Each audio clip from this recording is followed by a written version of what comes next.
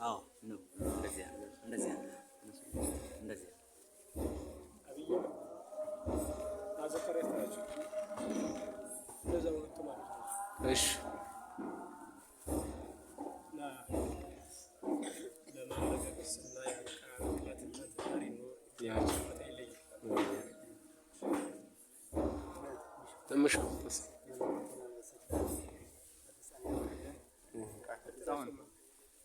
አሪፍ ዞን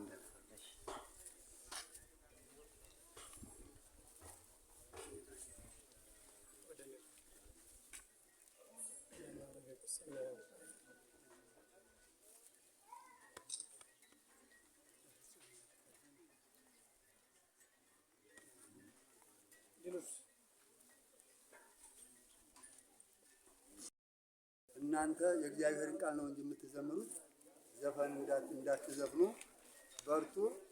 አምላካችን እግዚአብሔር ለፍጻሜ እንዲያበቃቸው ያደርግልን።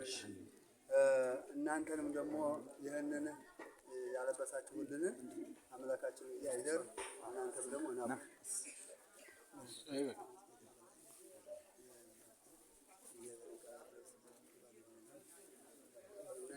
ምናልባት በቀጣይ አሁን ወደ ቅስና የሚሄዱ ልጆቻችን ናቸው።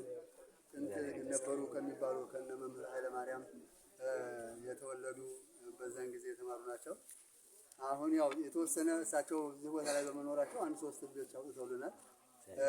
ፈለጉን እንግዲህ ያን ፈለግ ይዘን ነው አሁን ዛሬም ወደዚህ የገባ ነውና እና ልጆቹ በጣም በርቱልን።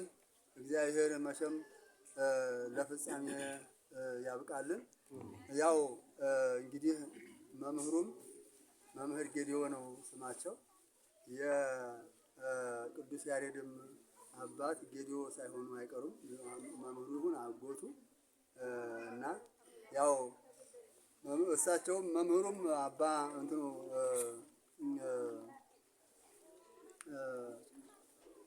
ቅዱስ ያሬድ ይህን ቃል እግዚአብሔርን ቃል ያው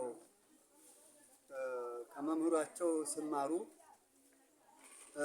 ሁሉን ነገር ውዳሴ ማርያሙን መልካ መልኩን አርባዕቱ ወንጌላትን በሙሉ ያው ጠንቅቀው ይዘው ነበርና ነገር ግን መዝሙረ ዳዊትን በቃላቸው መያዝ አወቋቸው። ያው ብዙ እኛ እንኳን በቃላችን ያው አይናችንን እያየ ብዙ ያበባለም ብዙ ተታለ ነገር ግን በቃል መያዝ እጅግ በጣም ከባድ ነው። መምህሩ አብዝተው ገረፏቸው ይላል። ከዚያ በኋላ እኔ እንግዲህ ምን ከዚህ መምህር ጋር ልሂድ ብለው ኮብልለው ሄዱና አንዲት ዛፍ ጥላ ቁጭ ብለው አዝነው እንደነበረ ከዛ በኋላ እዛው ቁጭ ያሉበት ዛፍ ላይ ትል መጣችና ወጣች። ጫፏ ላይ መጨረሻ ጫፍ ላይ ቅጠል ነበረችና ያችን ቅጠል ልትበላ ትል መጣችና ስትወጣ በቅጠሏ ጋር ልትደርስ ስትል ትወድቃለች። እንደገና ትመለስና ትወጣለች። አሁንም ቅጠል እንደዛ እያለች 6 ጊዜ ወድቃ በሰባተኛው ያችን የወደቀችባትን መንገድ አልፋ ያችን ቅጠል ስትበላ ቅዱስ ያሬድ አይተዋልና ከዛ በኋላ ይቺ ትል እንኳን 6 ጊዜ ወድቃ በሰባተኛው ያን ቅጠል ስትበላ ስላየው እንዴት እኔስ ይህንን እንግዲህ መዝሙረ ዳዊት በአምላክ ዳዊት እንዴት በቃል የመያዝ ተሳነኝ ብለው ተመልሰው መምህሩን ይቅርታ ጠይቀው በተማሩበት ጊዜ ያው በአንድ ቀን ሌሊት ሁሉ የእግዚአብሔር ቃል በሙሉ እንደገባቸው ነውና የምንነገረው።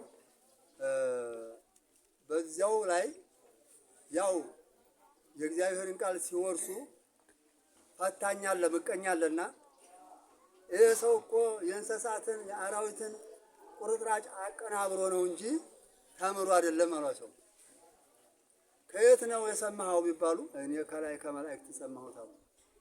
እና እናንተንም እግዚአብሔር አምላካችን እዚህ አሁን የተሸለማችሁትን የለበሳችሁትን ልጆች እግዚአብሔር አምላካችን ከመምህሩም የሰማችሁት እንዳለ ሆኖ ከአምላካችን ከእግዚአብሔርም ሰምታችሁ ለፍጻሜ እንዲያበቃልን የእግዚአብሔር ፈቃድ ይሁን።